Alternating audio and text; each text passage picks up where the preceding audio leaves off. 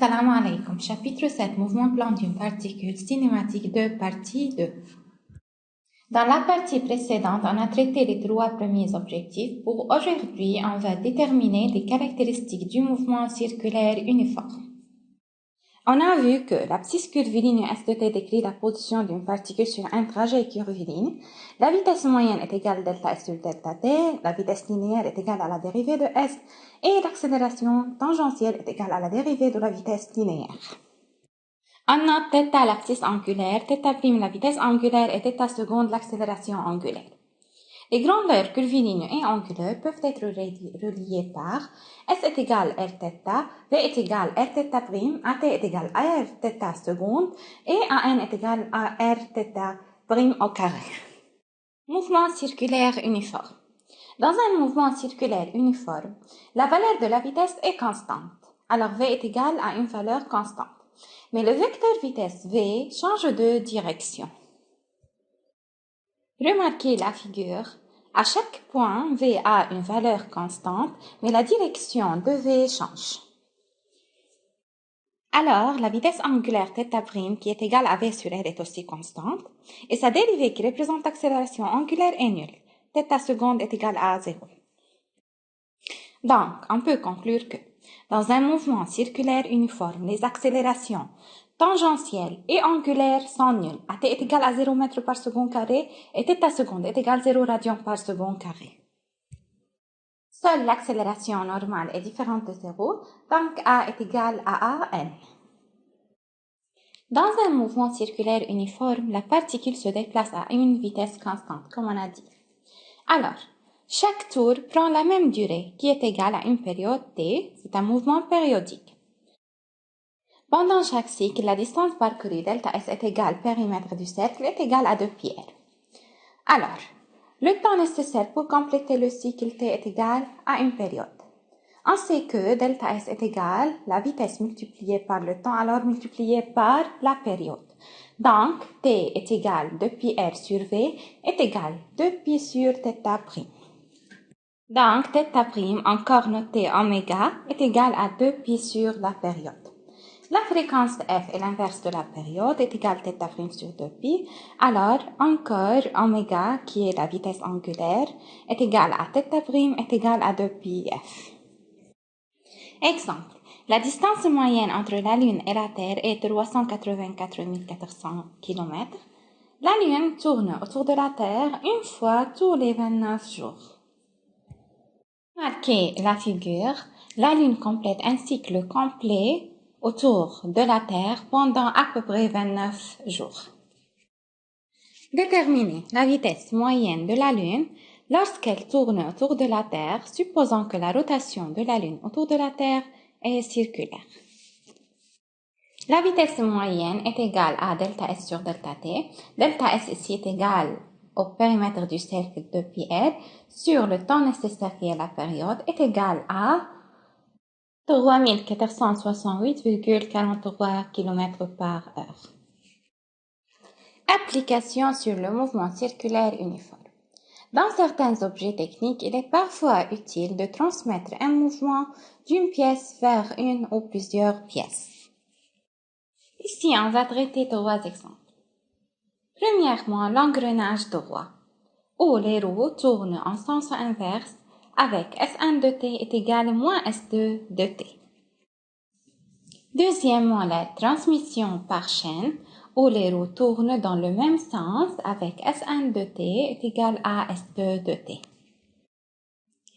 Et les roues dentées coaxiales, où les roues tournent dans le même sens avec θ1 de t est égal à θ2 de t. Dans ce qui suit, on va traiter chaque exemple à part et on va vérifier ces trois règles en utilisant des exemples particuliers. Partie A, engrenage de roue. Un engrenage de roue est un système mécanique composé de deux roues dentées impliquées l'une dans l'autre. À tout instant, une dent de la roue 1 pousse une dent de la roue 2. Donc, les deux roues tournent en sens contraire. Dans cet exemple, on va vérifier que S1 de t est égal à moins S2 de t. En utilisant cette figure, vérifiez que S1 de t est égal à moins S2 de t.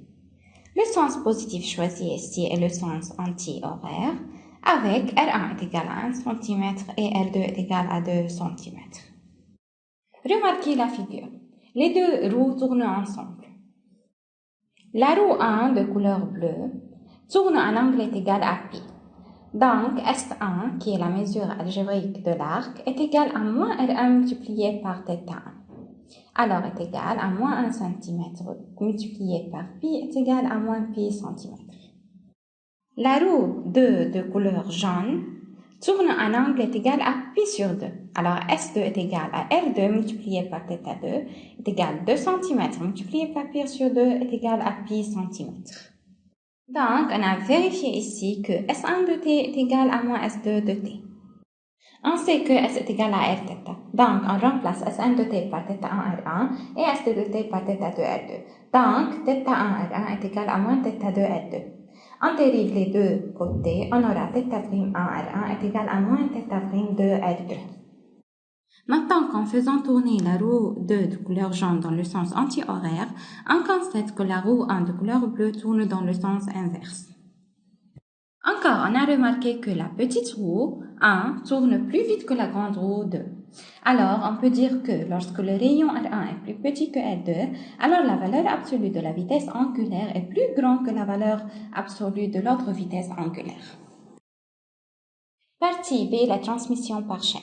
Cette transmission permet de relier deux roues éloignées qui permet une transmission sans glissement. Ici, les deux roues tournent dans le même sens. On va vérifier en utilisant un exemple que S1 de t doit être égal à S2 de t.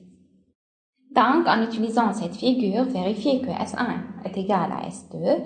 Le sens positif choisi ici est le sens horaire. Donné, R1 est égal à 1 cm et R2 est égal à 2 cm.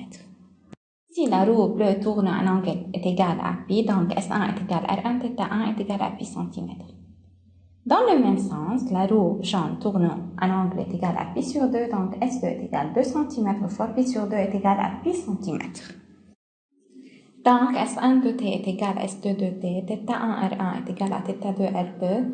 On dérive les deux côtés, θ'1 R1 est égal à θ'2 R2. Alors, θ'1 sur θ'2 est égal à R2 sur R1. Donc, en faisant tourner la roue 2 dans le sens horaire, on constate que la roue 1 tourne dans le même sens et la petite roue 1 tourne plus vite que la grande roue 2 puisque R1 est plus petit que R2.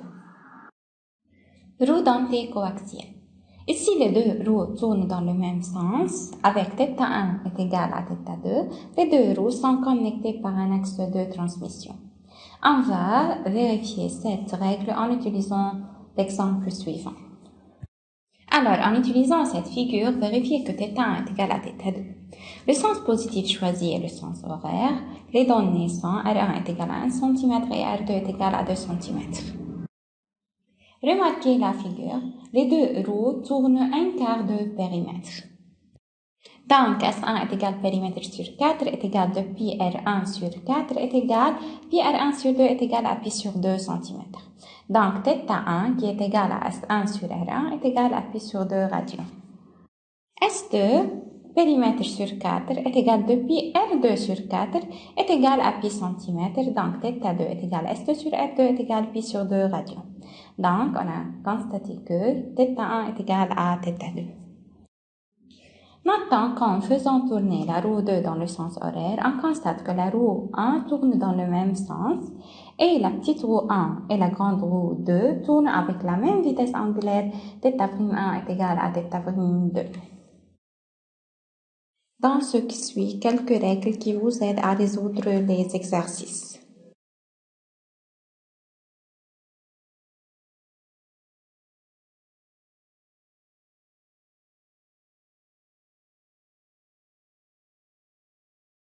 Remarquez cet exemple de notre vie quotidienne. On représente d'une façon simplifiée le fonctionnement de l'essoreuse à salade. Comment peut-on expliquer le fonctionnement de cet objet? Dans la figure, la roue dentée jaune est la roue que l'on fait tourner. Elle va entraîner la première roue dentée rouge qui tournera en sens inverse, mais beaucoup plus vite puisqu'elle est plus petite. La deuxième roue rouge tournera à la même vitesse angulaire que la première, mais dans le sens contraire, alors c'est le même sens que la roue jaune. Puis, par l'axe de transmission, la roue rose tournera également à la même vitesse angulaire et dans le même sens que la deuxième roue rouge. Donc, la roue rose tourne plus vite et du même sens que la roue jaune, de façon à faire tourner les paniers et sécher la salade.